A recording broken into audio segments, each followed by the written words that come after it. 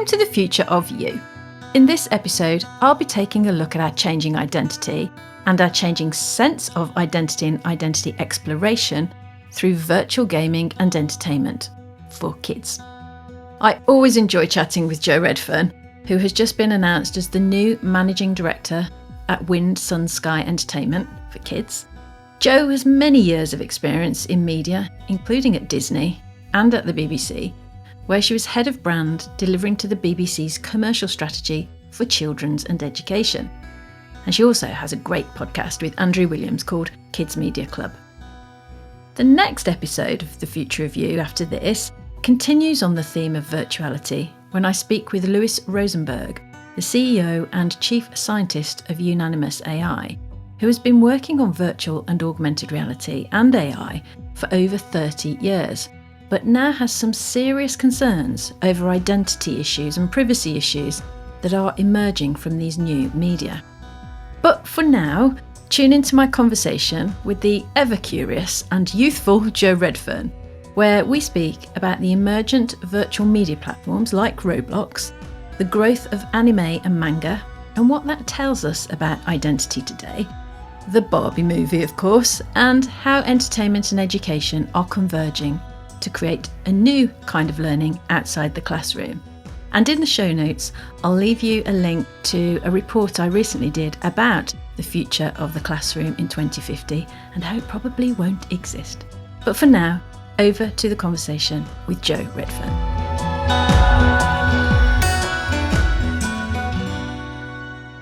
Sometimes I look at some of the linear TV, old and current, and just think it just seems so flat and dull.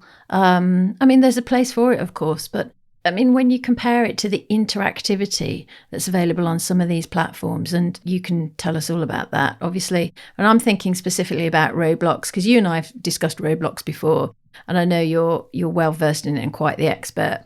I wonder if you can just kind of compare and contrast the linear environment versus that interactive environment of Roblox and what this generation are able to do and how they're able to explore it. Linear still has a place. It's a smaller part of a kid's media diet. And the reason being, because like you say, whether it feels flat or not, to me, it feels distant. And kids are about connection. And one thing that YouTube and YouTubers did for kids was bring them closer. You could argue physically closer, but actually it brought them closer to their favorite creators on YouTube because it was a very intimate relationship. The Mr. Beasts of this world or, influencers, it felt like a very personal connection. So it brought them closer. And that's very difficult to affect on linear TV.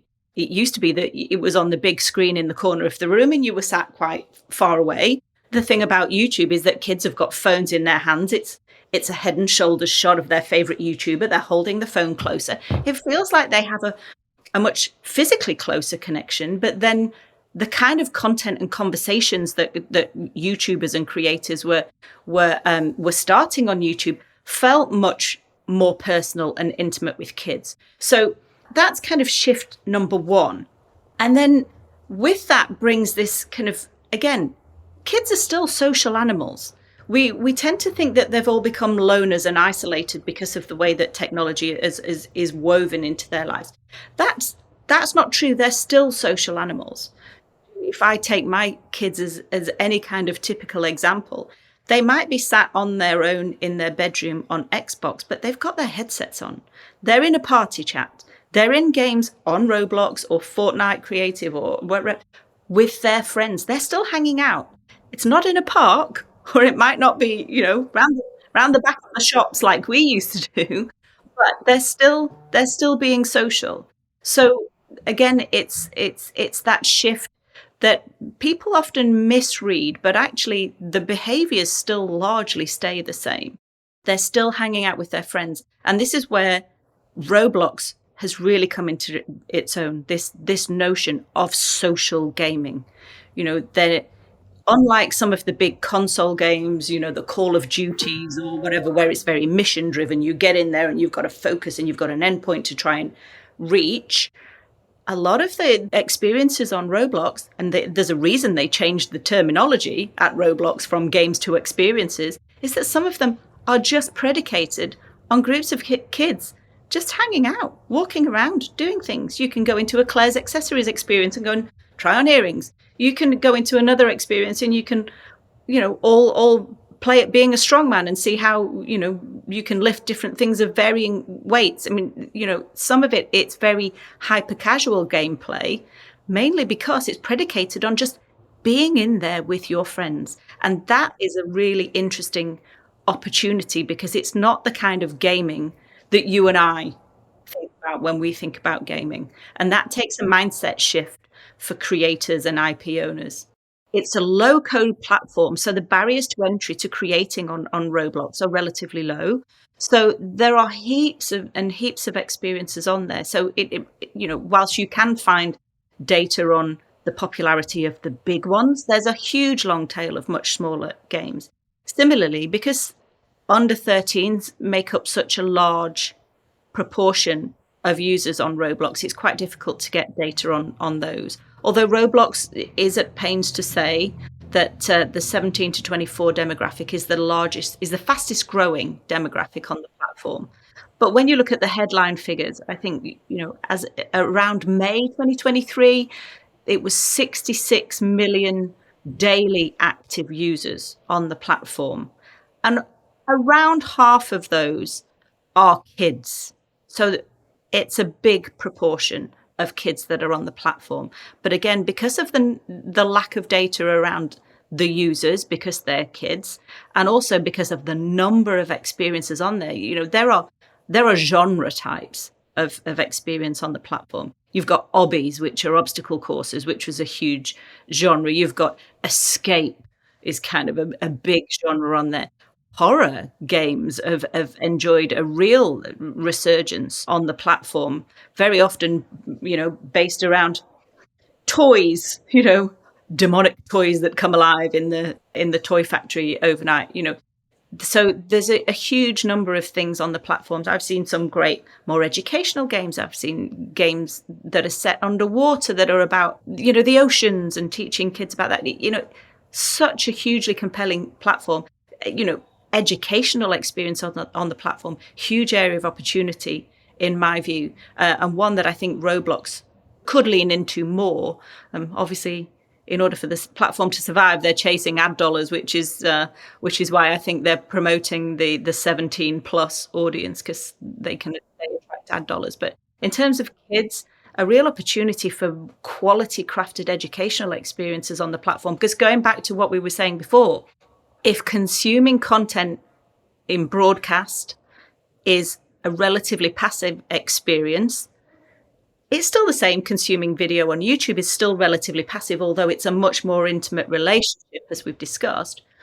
What you get on Roblox is that active engagement with a brand. It's immersive. You can immerse in a world. You can interact with characters. And again, if you're interested in learning, you can learn in that way. So it really services that of kids' desire for kind of active learning. And that's really compelling.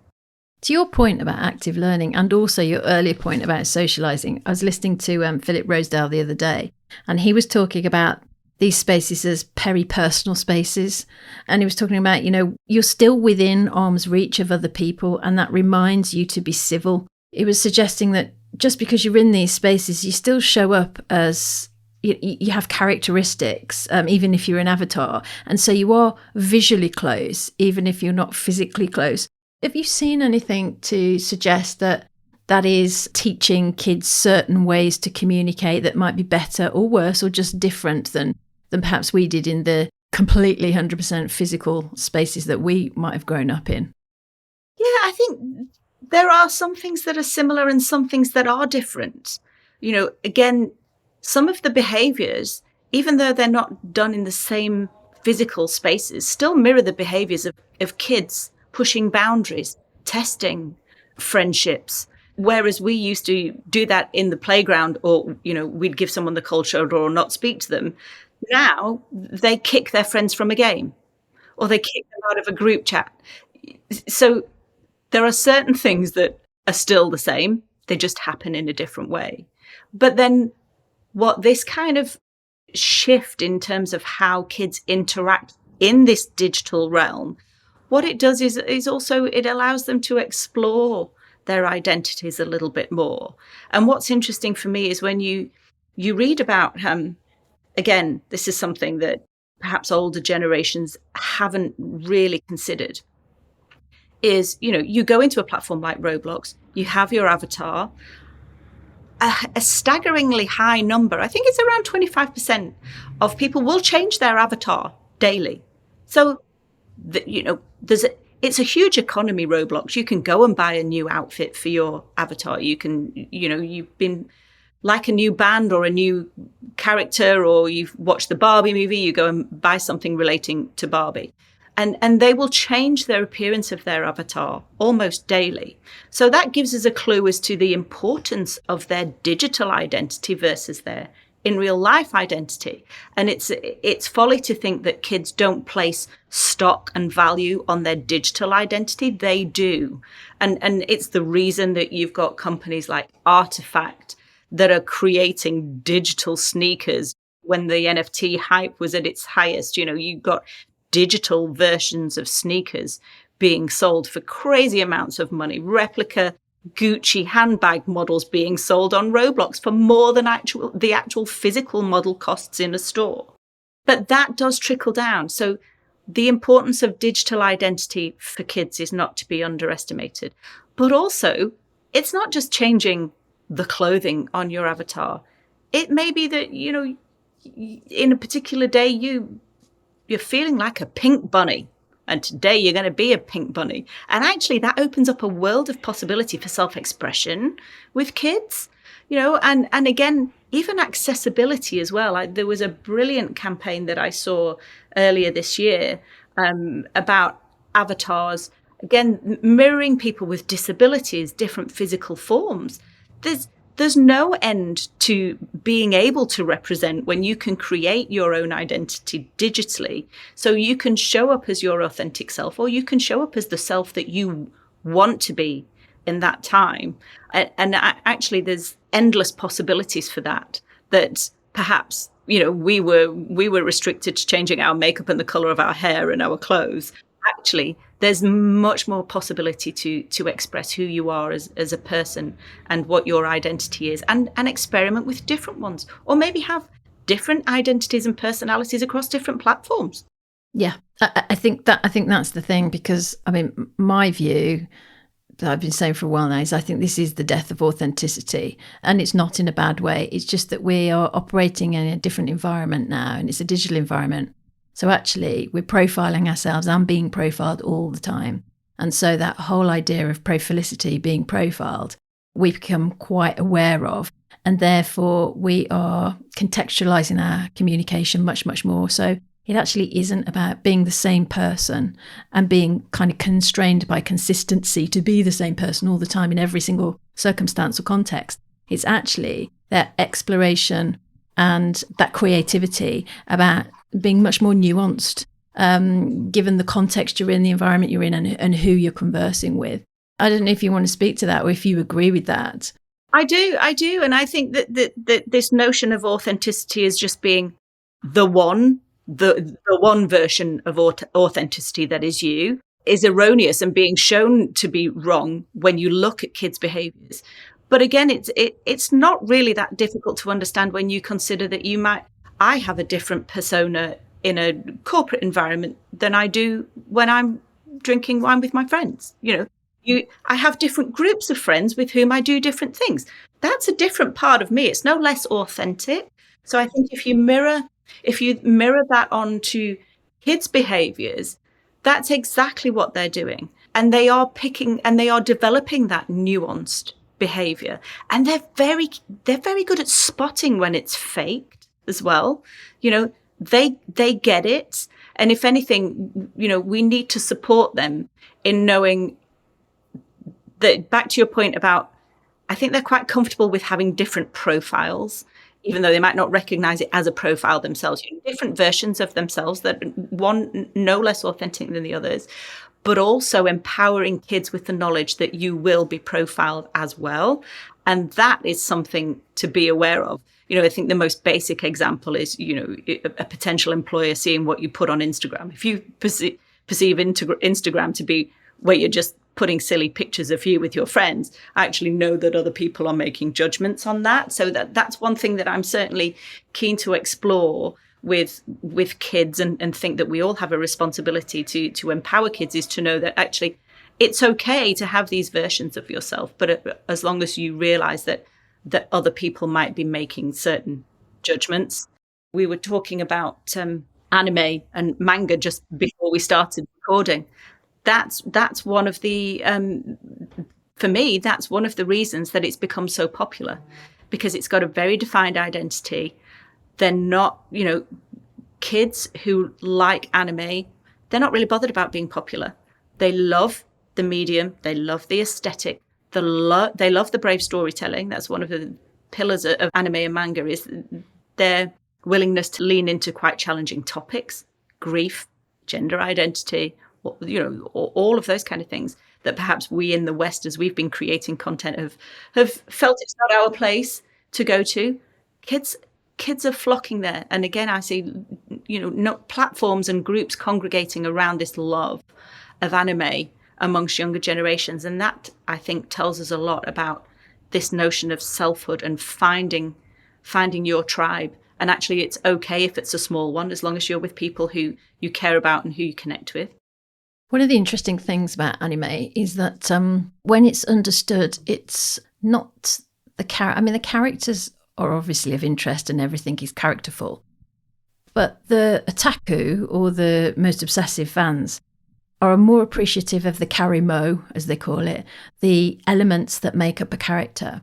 And their whole interest and participation is around mixing and remixing the karimo. So, whether it's, I don't know, big pigtails or floppy striped socks, or, big eyes or pink hair or whatever it might be, they can mix and remix all of these around. And I think that speaks again to this idea of versioning and reversioning oneself as a character, which is the fascinating thing. And one of the things is, as real people and real kids enter these environments, obviously they end up behaving more like characters, because that's what they are. They're the characters in the game of life that is on a virtual platform or whatever. So I was interested to hear your point of view on anime, because it sounds to me like that's not really going anywhere. That's going to stay quite the trend, or maybe even become more reinforced in the future, yeah?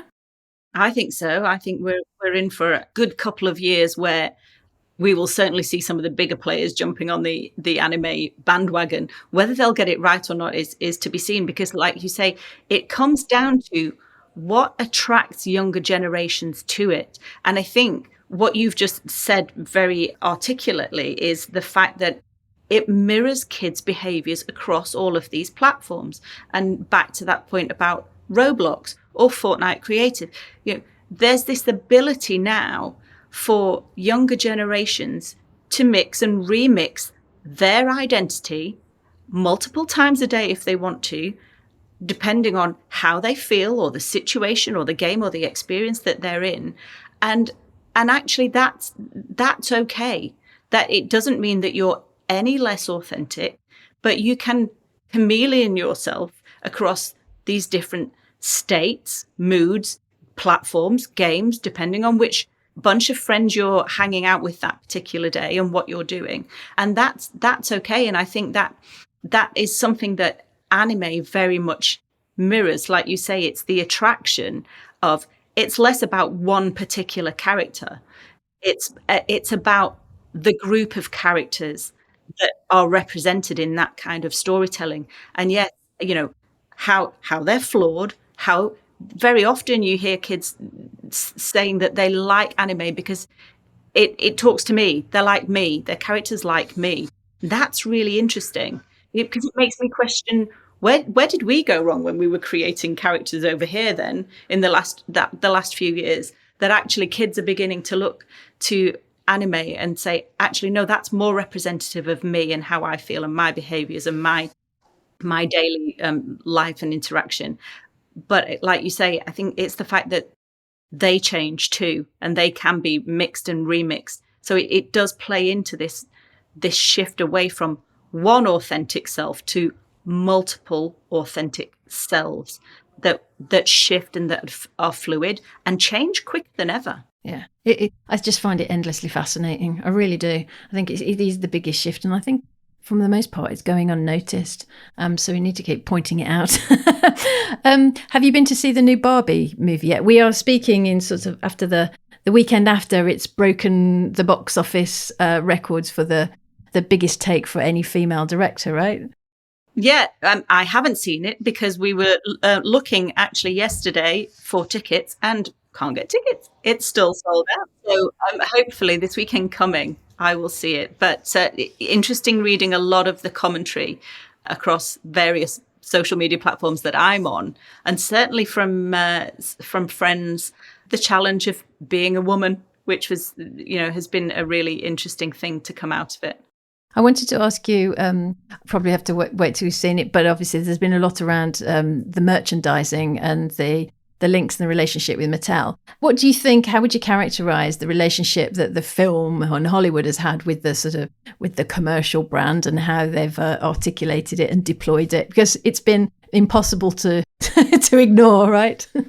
It has. And I think in a way, and I don't know how true it is. I've not delved into it too much, but having heard about the choice, Margot Robbie really fought to be able to produce the movie and really fought to get Greta Gerwig installed. So actually, it wasn't the typical kind of studio toy movie.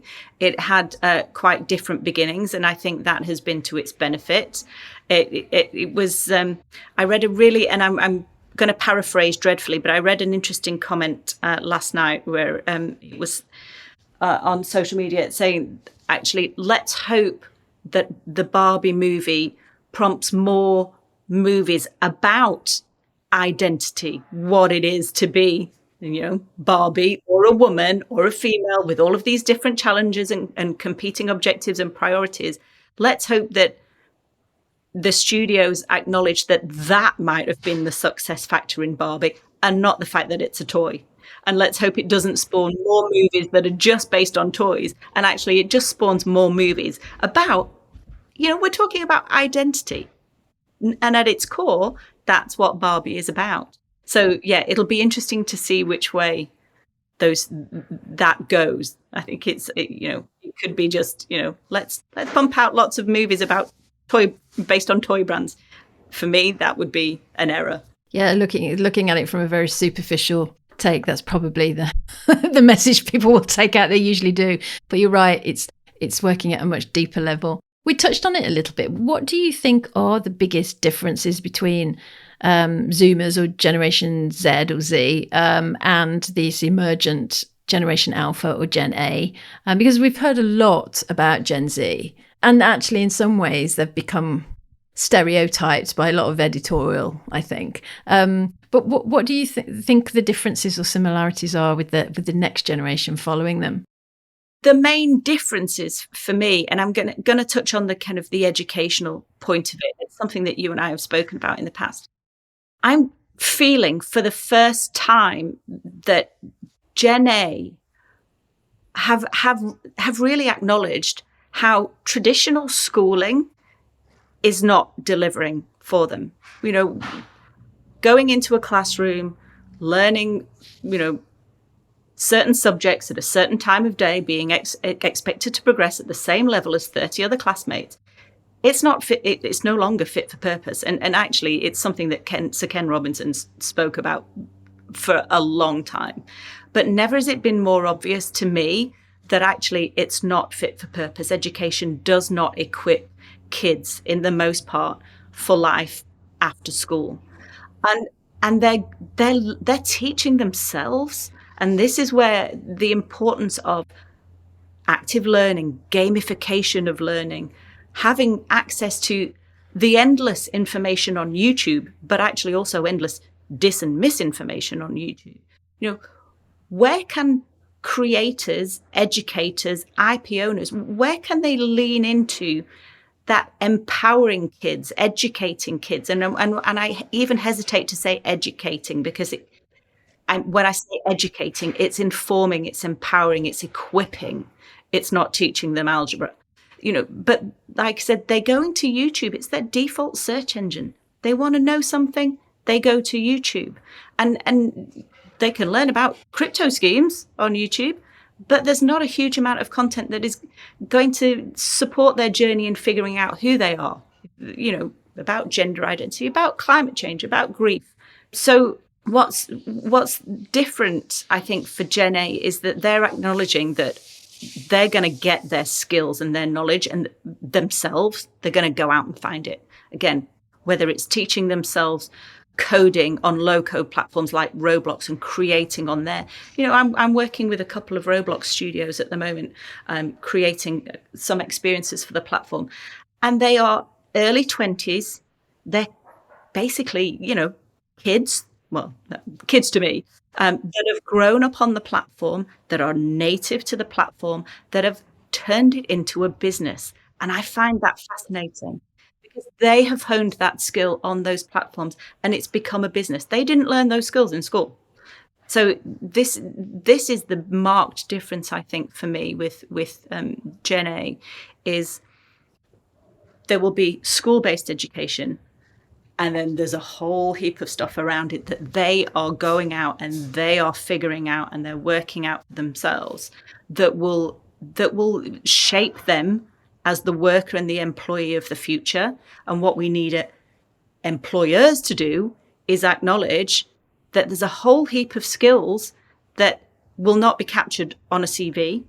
And this is one thing, again, we've spoken about in the past, is this notion, whatever you think of NFTs, if you think of tokens and digital tokens that are soul bound to you as an individual, that starts becoming a much more compelling way to record a person's skills and knowledge, information and skills that they've acquired in the digital realm, held in a soul-bound token that is a much more articulate and accurate representation of you and the digital version of you alongside the real you, that then gives a much more accurate picture of what value you will be able to bring to the workforce of the future. And I think that's really interesting to me. And I think we're a long way off yet. But again, looking at those skills and those talents for the future, I know McKinsey has done quite a lot of work on it. What are they for kids? And most of them will not be gained in a classroom. They'll be gained across this digital realm, whether you want to call it a metaverse, or they will just be going and finding and developing those skills in that realm. This is this area of crossover, isn't it, between gaming and education, and the whole sort of earning these credentials in the game and then transferring that over to earning for learning in sort of Web3 education platforms like Hundo or others. To me, looking at it and having done couple of projects now on the future of education, it seems to be happening pretty fast, actually. Like this transition, I don't know how aware parents are or how involved they are, but to me, it seems to be happening quite quickly. How do you feel about this sort of idea that actually learning is incentivized by these sort of tokens? Because some of them have monetary value and some of them have other values attached, of course, but obviously they'll end up going in your digital wallet. And as you say, they become part of you and your identity and your skills that in part depict your identity. So how do you feel about that crossover? I think we probably, and again, I'm not an educator, but this notion of extrinsic motivation to learn, I know it's quite controversial. I think it's a mixture of the two, because most kids like learning, but you've just got to find the way in which each particular kid does like learning. So yes, some are quite happy learning from rote from a book. Others want to be in a game. Again, I've seen from my own children just the amount of historical knowledge they picked up from playing Assassin's Creed, in ancient Greece or Egypt. And they're sponges, they soak it up. But where's that captured? No, other than the fact that they both really like history and did quite well in history exams at school, that's not captured anywhere.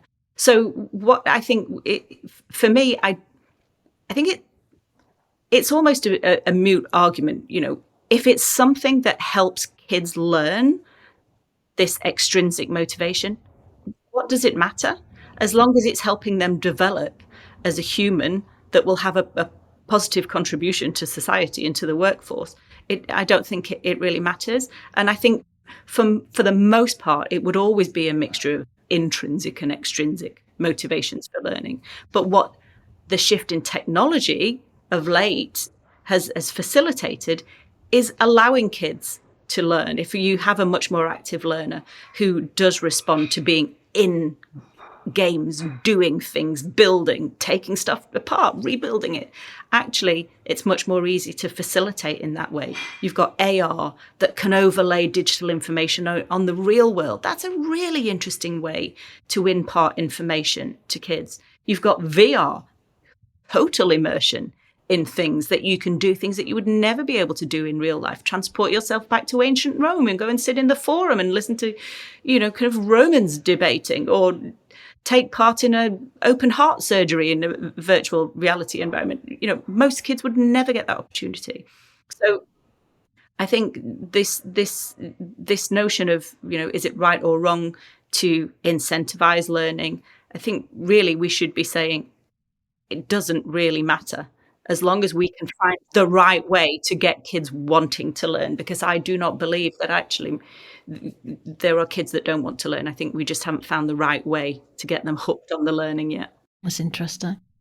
So I know, unfortunately, our time is coming to an end. I could talk to you for ages about all of this, but I just want to ask you, and it's a difficult question, but where do you think we'll be then by sort of 2030 as we head into the next decade? Will education and entertainment have crossed over much more? Will we be seeing, Gen Z will be coming much more into the workforce and presumably having an influence there? How do you see some of these influences panning out in the next decade? I think, coming from a point, I've worked in kids media and entertainment for a long time. So I think, yes, there will be a merging of entertainment and education across these platforms. I think if we can apply some entertainment principles to education, again, it will make it much more interesting for kids, and they'll be much more willing. They're more than happy to be educated, but it's just got to happen in that way. They're quite happy with that transaction. But the big E education happens at school. If you can entertain them but leave them with more knowledge after interacting with your characters or your world or your video or your game, if you can leave them with a little bit more knowledge than they had before they interacted with it, they're more than happy with that, as long as they've had fun doing it. So I think we'll see a melding of those entertainment principles with education. I think in terms of in 2030, I think we'll be at a stage where more of Gen A are the CEO. I've heard this phrase, I think it was Evan Shapiro who talked about it, the CEO of me. So there'll be many more that are self-employed or freelance. They will be making businesses out of the skills that they have learned, both in school, but again, across this digital realm, and they will turn it into something that makes money for them. And so that's where I see the future of education and work. And I don't think education, will stop at 18. I think it will just continue. And I think formal schooling will still have a place, but much like the point we made about linear TV, it will just have a smaller space in their life. And actually, it will be endless learning, reskilling as technology moves at the rate of change that it is doing. And they'll be much more set up to do that, to take advantage of new skills, to learn, to constantly upskill and evolve than perhaps older generations will be. So, it's a fascinating period that we're in. It's going to be interesting to see if we're replaying this conversation in 10 years, where today's Gen A will be as they're on the verge of entering the workforce. I think it will be very different. I sometimes think of that as learning by lifestyle, rather than by schooling. It's you're learning by lifestyle, and whatever your lifestyle is, kind of dictates or influences what it is you learn, because you're trying to learn things that are going to be useful, within the parameters of your lifestyle. But yeah, that's fascinating. Jo, thank you so much. It's always an education in itself, actually, to talk to you about this sort of stuff. If people want to find out, because I know you post a lot on social media and you keep people up to date with all of this and the trends, where can they find you? I spend most of my time on LinkedIn. I'm a lurker on X, but certainly on LinkedIn, and always happy to speak to people about this. Again, we're all learning every day. Things are changing, and it's fascinating. And I will never not be fascinated by this world of kids media, this convergence of entertainment and education, the fragmentation of kids' attention. It's so fascinating and changes from one month to the next. So yes, if anybody's ever keen to chat about that, then I'm always up for it. Brilliant. Jo Redfern, thank you very much for joining me here today on The Future of You. Thanks again. Thank you.